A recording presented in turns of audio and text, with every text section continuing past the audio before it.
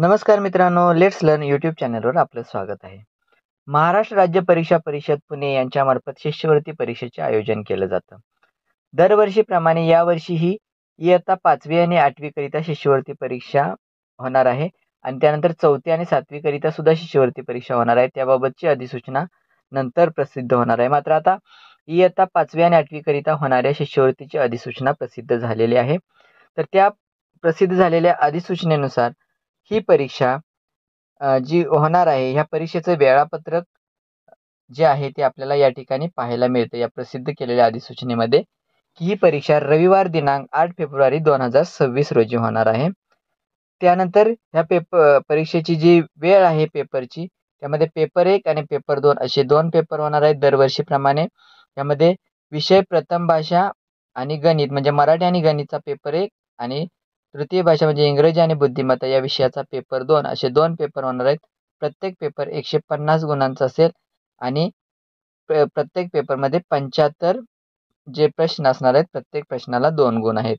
तर जो पेपर 1 हा पेपर आहे तो सकाळी 11 ते 12:30 या कालावधीमध्ये होणार आहे आणि पेपर 2 चा पेपर जो आहे तो 2 ते 3:30 या कालावधीमध्ये होणार आहे. म्हणजे 1.5 तास आपल्याला या पेपरसाठी वेळ आहे. त्याचप्रमाणे जो पूर्व माध्यमिक शिष्यवृत्ती परीक्षा म्हणजे 8वीची जी पेपर होणार आहे, तो सुद्धा त्याच वेळेमध्ये 11 ते 12:30 आणि 2 ते 3:30 या वेळेमध्ये होणार आहे. हे पेपर सुद्धा पेपर 1 150 गुणांचा व पेपर 2 150 गुणांचा असणार आहे. त्यानंतर जे आपल्याला ऑनलाईन अर्ज सादर करायचे आहेत. आपल्याला जर परीक्षेला बसायचं असेल तर आपल्याला ऑनलाईन आवेदनपत्र भरायचं आहे आणि हे आवेदनपत्र भरण्याची जी मुदत आहे, ती मुदत आहे नियमित शुल्कासह म्हणजे जे नियमित शुल्क ₹200 बिगर मागास आणि ₹125 मागास आणि दिव्यांग विद्यार्थ्यांकरिता आकारलं जातं. तर त्या शुल्कासह जर आपल्याला फॉर्म भरला तर त्याची मुदत आहे 27 ऑक्टोबर 2025 ते 30 नोव्हेंबर 2025 या कालावधीमध्ये आपण हा फॉर्म शक्यतो भरायचा आहे आणि यामध्ये आपल्याला कमीत कमी जे शुल्क आहे ते आकारलं जातं.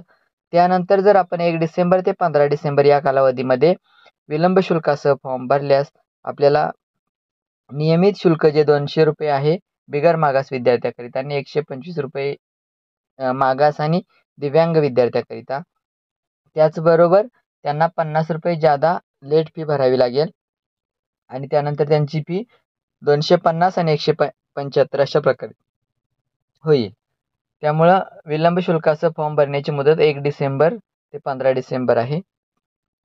त्यानंतर अतिविलंब शुल्कची जर आपल्याला फॉर्म लेटच भरला 16 डिसेंबर ते 23 डिसेंबर या कालावधीमध्ये, तर आपल्याला अतिविलंब शुल्क प्रतिदिन ₹10 आकारून हा फॉर्म भरावा लागेल आणि अतिविशेष विलंब शुल्कासह फॉर्म भरल्यास आपल्याला जो 24 डिसेंबर ते 31 डिसेंबर या कालावधीमध्ये फॉर्म भरल्यास आपल्याला वरील सर्व शुल्क भरून त्यानंतरच्या पुढील प्रतिदिन ₹20 या दराप्रमाणे जादा फी आकारून हा फॉर्म भरता येईल. सर्व फॉर्म हे ऑनलाईन पद्धतीनेच भरायचे आहेत. त्यामुळं कोणत्याही पद्धतीने ऑफलाईन फॉर्म स्वीकारले जात नाहीत. त्यानंतर इथं काही परीक्षेसंबंधीच्या सगळ्या सूचना आहेत. ही जी अधिसूचना आहे ती आपण ऑनलाईन डाउनलोड करून घेऊ शकता. हे परीक्षेची माध्यम आपण निरनिराळ्या माध्यमामध्ये परीक्षा देऊ शकतो. त्यानंतर या परीक्षेची जे शुल्क आहे ते मी आता सांगितलंच आहे, की प्रवेश शुल्क ₹50 5वी आणि 8वी करिता आहे. परीक्षा शुल्क ₹150 बिगर मागास विद्यार्थ्यांकरिता आणि मागास आणि दिव्यांग विद्यार्थ्यांकरिता ₹175 8वीला सुद्धा 150 आणि 75 अशाच प्रमाणे आहे. एकूण शुल्क बिगर मागास विद्यार्थ्यांकरिता जर 27 ऑक्टोबर ते 30 नोव्हेंबर या कालावधीमध्ये फॉर्म भरल्यास ₹200 आहे आणि मागास आणि दिव्यांग विद्यार्थ्यांकरिता ते ₹125 आहे. 8वीसाठी सुद्धा 200 आणि 125 आहे. विलंब शुल्क ₹50 आहे. जर आपण विलंब शुल्काच्या कालावधीमध्ये म्हणजे 1 डिसेंबर 2025 ते 15 डिसेंबर 2025 या कालावधीमध्ये फॉर्म भरल्यास ₹50 विलंब शुल्क आकारलं जाणार आहे आणि अतिविलंब शुल्क प्रतिदिन वरील सर्व शुल्क त्यामध्ये पुन्हा प्रतिदिन ₹10 जेवढे लेट आपण भराल त्याप्रमाणे ते शुल्क आकारलं जाणार आहे. अशा प्रकारे हे आपल्याला शुल्काचं सुद्धा माहिती या ठिकाणी आहे.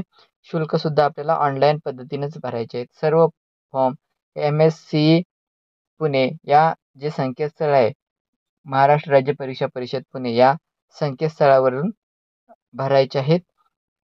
त्यासाठी शाळेची जी नोंदणी आहे ती नोंदणी करून घेऊन त्यासाठी आपल्याला शाळेच्या नोंदणीसाठी सुद्धा ₹200 शुल्क आकारलं जाणार आहे. याबाबत परीक्षेबाबतच्या ज्या महत्त्वाच्या सूचना आहेत त्या खाली सूचना दिलेल्या आहेत.